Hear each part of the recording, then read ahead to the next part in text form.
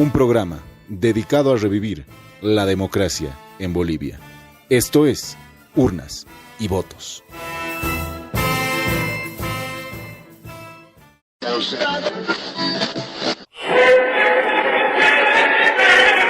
Se comunica a la población que a partir de la fecha el país se encuentra bajo el control nacional de la Junta Militar. Se recomienda a todos los habitantes el estricto acatamiento a las imposiciones y directivas que emanen de autoridad militar, de seguridad o policial.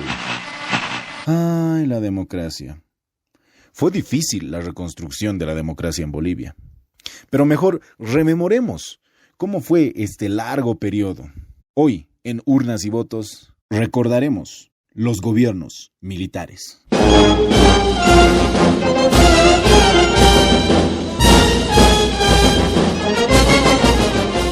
En 1964, el general René Barrientos le da golpe de Estado a uno de los presidentes más recordados por la nación boliviana, Víctor Paz Estenssoro.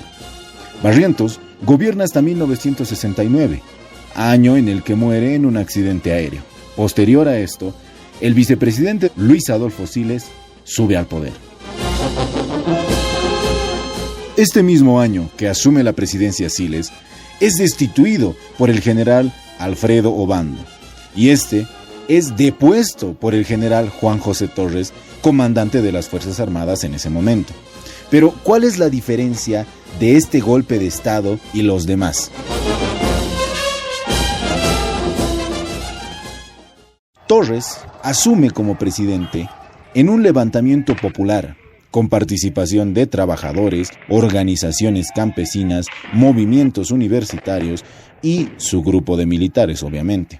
Tampoco ejerció mucho tiempo la presidencia, porque el general Hugo Banzer Suárez, en ese momento ministro de Educación, le da un golpe de Estado y gobierna desde el año 1971 hasta 1978.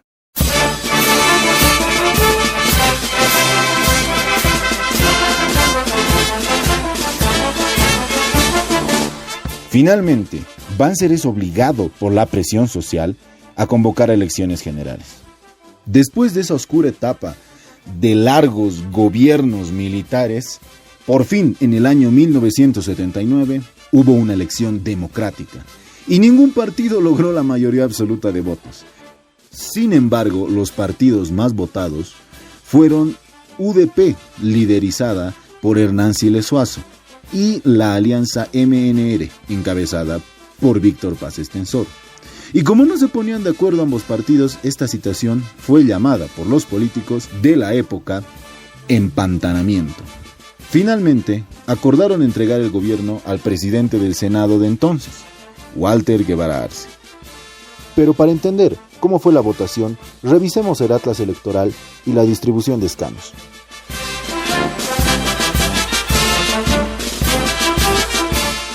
La alianza MNR logró 64 parlamentarios. La UDP obtuvo 46. Se necesitaban 73 votos de parlamentarios.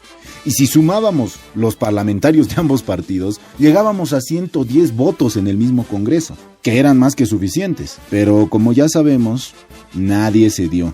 Pero te preguntarás, ¿por qué no se recurrió a los demás partidos? Bueno, sencillamente por una razón. Porque ninguno tenía los votos que se necesitaban. ADN tenía un total de 22 parlamentarios. APIN consiguió 5, igual que PS1. Y finalmente los partidos MITCA y PV apenas llegaron a conseguir un diputado, por partido.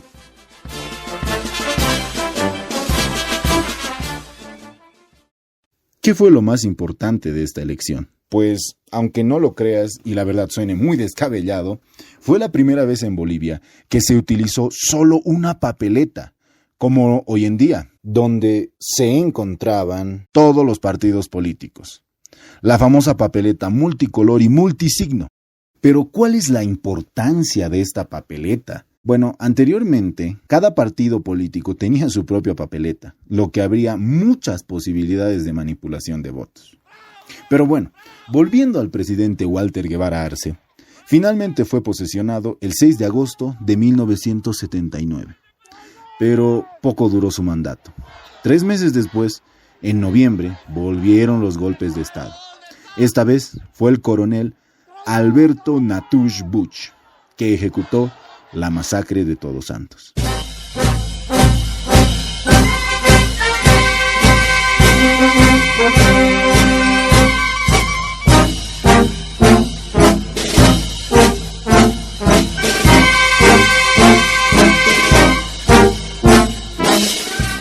Y convocó a elecciones, solamente de presidente y vicepresidente, dejando al Parlamento intacto. La elección fue convocada para 1980, pero la presión internacional y la enorme resistencia interna forzaron a renunciar a Natush.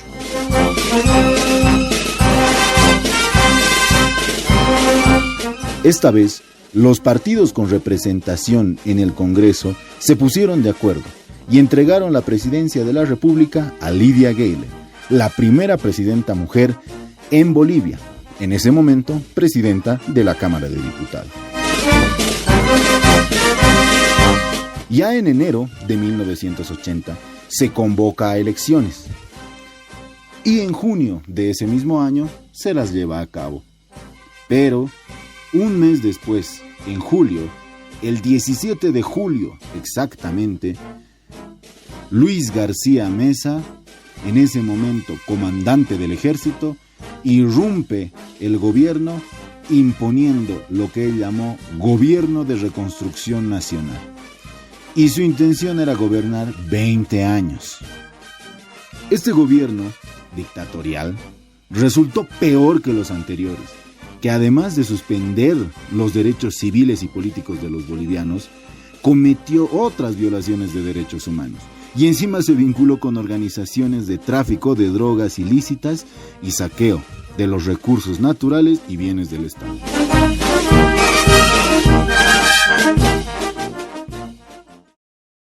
Lo cierto es que García Meza duró poco más de un año como presidente, porque lo sucedió una junta militar triunviral, compuesta por comandantes de las 3 fuerzas militares del Estado: Fuerza Armada, Naval y Aérea. Pero te preguntarás, ¿qué pasó con los resultados de las elecciones de 1980? Pues bueno, el golpe de Estado de García Meza impidió que sus parlamentarios electos asuman sus cargos, pero lograron ejercer estos mismos desde octubre de 1982, fecha en la que se eligió en el Congreso el primer gobierno del periodo democrático.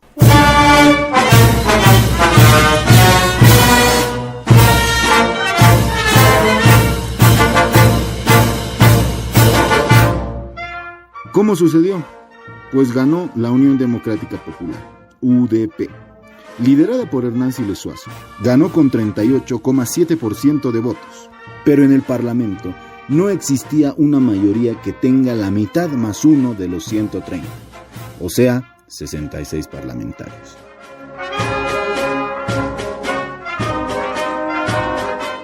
UDP tenía 57, MNR 44, ADN 30, PS1 11, y FDR, FSB, PRA, MNRU, MITCA y MITCA 1 tenían 3, 2 y 1 parlamentario. Lo cierto es que la UDP ganó y le toca gobernar a Hernán Siles Suazo.